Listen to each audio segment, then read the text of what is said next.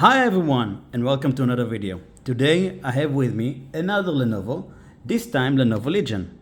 It's wrapped up and I still haven't even opened up the charger, so we'll talk about it in a second. So this device is for a friend of mine. She bought this device because she's going to be a content creator and she didn't want a Mac, but she also didn't want some, normal laptop, so she bought this gaming device. So we'll see what this device can give us out, shall we? So let's talk for a second about the charger, even though we already know most about it. So the charger is 230, which is kind of the usual for Lenovo now these days, for gaming, but also for other purposes. It's kind of high weight, but it's not too big, so it's a size of extra large phone. Let's say inch there or extra inch when, let's say, you take an iPhone Pro Max and Samsung S whatever Ultra. So, but I don't need it because, as you can see in the background, there is already a charger. So let's open up the bag and see what we are getting this time on the device. And here it is. It's kind of a high weight, but not really. We'll get to that in a second. Let's go over the ports, shall we? So let's go over the ports and we'll start with the right side. So on the right side we have flippable Ethernet port, which is really good. I mean, it keeps the device a little bit slimmer, but it doesn't matter on this kind of size of device, right? Over here, physical button to shut off and on the camera. It's kind of cool, but I think most people would like to have shutter on top of the camera, so let's say it's shut down. This little thing is a reset button. You shouldn't be using it at any time unless you have a problem. Micro SD card reader, awesome to see, and two physical USB 3 ports. On the back we have HDMI and a charging port, the usual Lenovo port. On the left we have another USB Type-C, looks like a Thunderbolt, another USB, power delivery, which means it might be able to charge from the USB Type-C. I might have to check it, and auxiliary port, headphone and microphone combo. On the front we have nothing except for this little lip to open up the device. So let's open up the device and see what we are getting. Wonderful screen, probably 16 by 10, which means all of the screen is being used and there isn't really chin. Full keyboard, nice trackpad. Let's open it up and see what we are having. Usually this part I'm talking about the screen and keyboard, but this time I want to change it a little bit. Let's go over the hardware, what the CPU, GPU, what it's offering, and then we'll go from there, because I think you would like to know what's inside, right, and not wait until the end of the video. So let's go over it and we'll go for there. So let's start with the CPU. So with this laptop we are getting the 14th gen. I don't know how many generations we'll have by this point. Intel i7-14650HX, which means it's overclockable, and Lenovo also gives you the ability within their application to do so. I think I'll show you it in a second. Now, what else the CPU offers? Base speed 2.2, one socket, of course it's not a server, 16 cores, 24 threads. Virtualization, yeah, L1 cache 1.4, L2 cache 24, and L3 30. It means that it's going to be fast. As I said, the CPU is overclockable. I know that you can do it also from BIOS in some certain ways, but I like doing it from the laptop itself. So there is the performance mode, and there you can hire fan speeds and power consumption, and not just the fans and everything else. Also there is the AI, whatever, like most CPUs today, so it offers a lot of things. Memory, we're getting 32 gigs of RAM, awesome, wonderful these days. Speed 5600, wonderful. It means it's going to be more than okay because the base speed is 4800.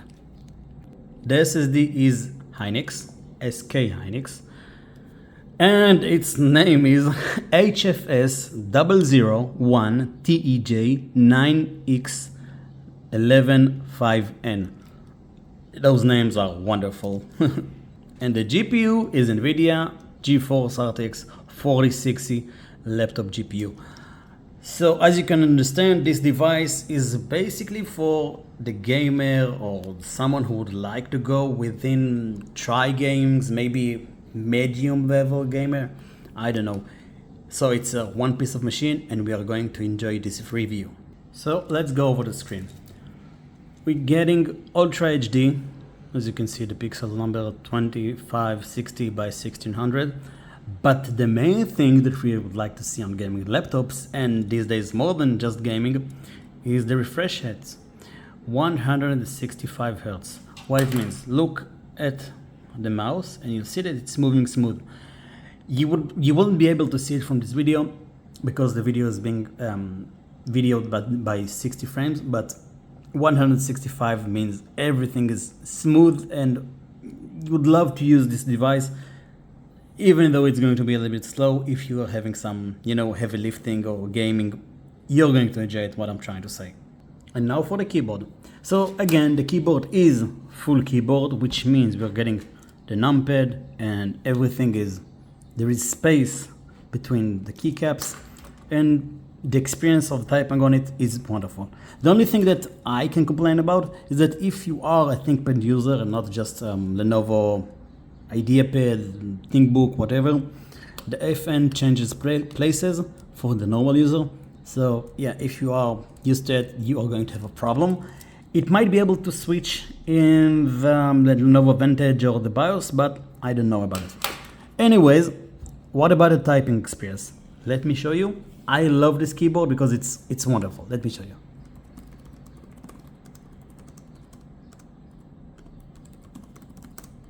Lenovo Legion, right?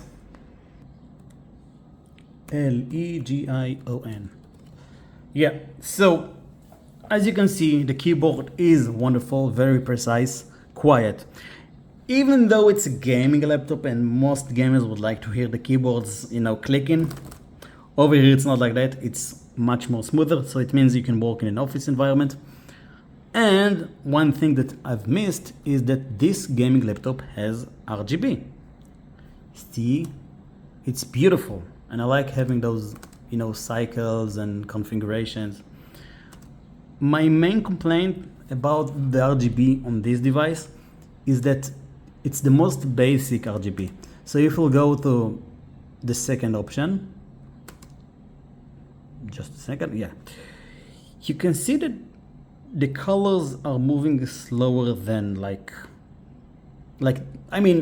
screen is smooth, so why they couldn't have the keyboard's RGB smooth? I'm not type of a guy who's using keyboards with the colors moving, so static color, the blue color is a wonderful idea, but that's something to complain about. So the trackpad, it doesn't have any physical buttons and it's really smooth. It feels like plastic when clicking on it, but it's fine. It's very precise. You know what, let me change the color for you to red so you'll see. So again, it's very precise. And I am feeling like I can draw on it. And yeah, it's a really nice trackpad. You're going to enjoy it if you're not going to use it without an external mouse. So since it's a gaming laptop, we would like to check the speakers, right? So let's check them out and we'll see what they are offering us.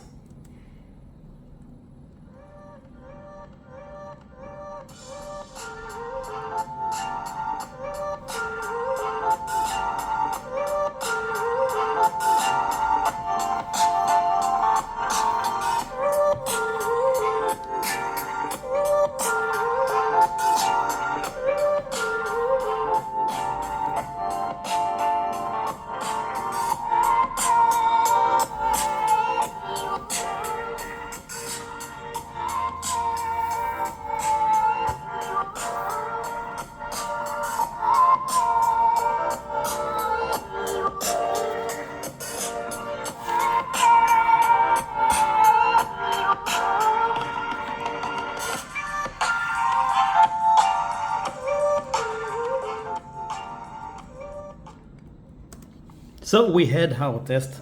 So the test went like that. The speakers do not have bass, and up until like 50%, they're not that loud, but they sound kind of clear. They're fine. I'm giving them 7 out of 10. But yeah, you're going to enjoy it, but not enough. So use headphones or something like that.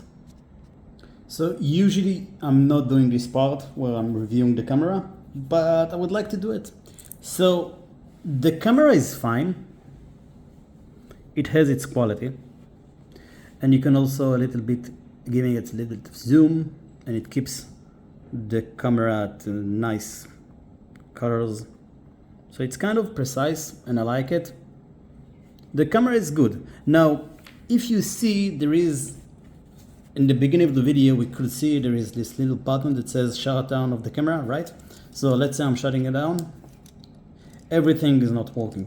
So you can feel safe not having a shutter down up here. There is no shutter, so you don't have to, keep anything up here. And now for the benchmarks. Let's start with benchmarking the SSD, the Hynix. Let's see what it gives us and how the laptop is using it. So I'm going to run the test and I'll be back once it has finished. And we are back. So the numbers are great. And what do I mean by that? Read speeds 6900.7. This means that everything that's being done on the SSD is going to be really, really fast. Like, let's say you want to open a big file, it's going to be extremely fast. Now, the write speeds, this is where the most SSDs and PCs fails. But this one is great. So the write speeds are 6123. It means that everything that you are going to create on this device, let's say you're creating like a big video or something like that, is going to be extremely fast. Anyone who's going to be using this device is going to be very, very happy. And now for the CPU benchmark. Let's do 2 benchmarks, one without a charger and then another one with the charger. So I'm going to do the first one without a charger, so we'll see what the laptop can offer us without using power.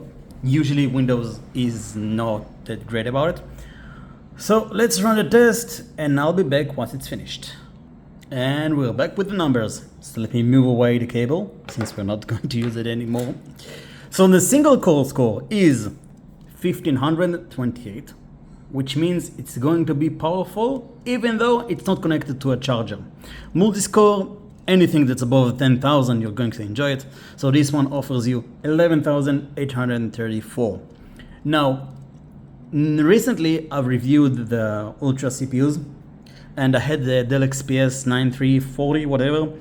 And with power charging, we can see that it's offering much like close numbers. The single core is even higher than this laptop. I don't know what Intel thinks they're doing, and the multi-score is really, really close to it. But we're going to see the big difference once I'm connecting the charger. But let's go back to the numbers and I'll show you the rest of them and go and do a test again with the charger.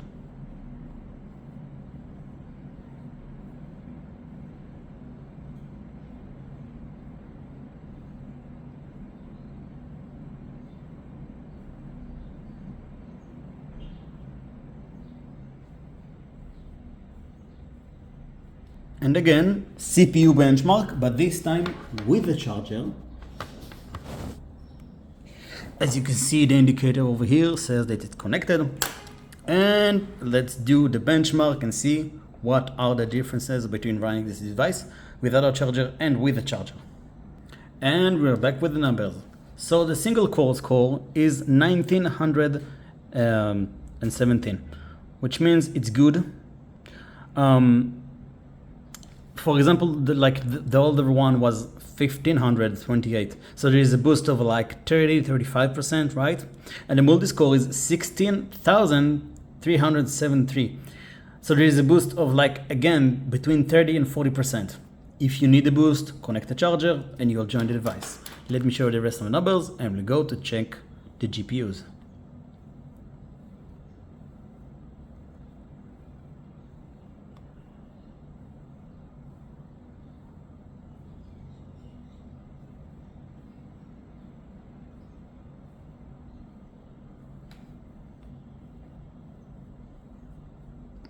And now for the GPU's benchmark. So I'm going to do a benchmark of the onboard GPU, the Intel one, because I like the name Raptor Lake S Mobile Graphics, whatever. So I'm going to do the Vulkan one, and then we'll go to the RTX if you care about it. So yeah, give it a test. I'll be back with the numbers and go to the RTX one. So to be honest, I wasn't expecting this kind of number. So 61,146. That's going to be awesome. Let me show the rest of the numbers, but we do care a little bit extra from the RTX, right? And now for the true test of this device, tests. The RTX 4060 laptop GPU. Let's run 3 of them, the CUDA, OpenCL, and then the Vulkan, and give you the numbers, and we'll talk a little bit about them. So let me run test and go from there. So yeah, more like that. So it's double of the performance of the onboard GPU. 110,083. That's going to be an awesome GPU. Let me show the rest of the numbers.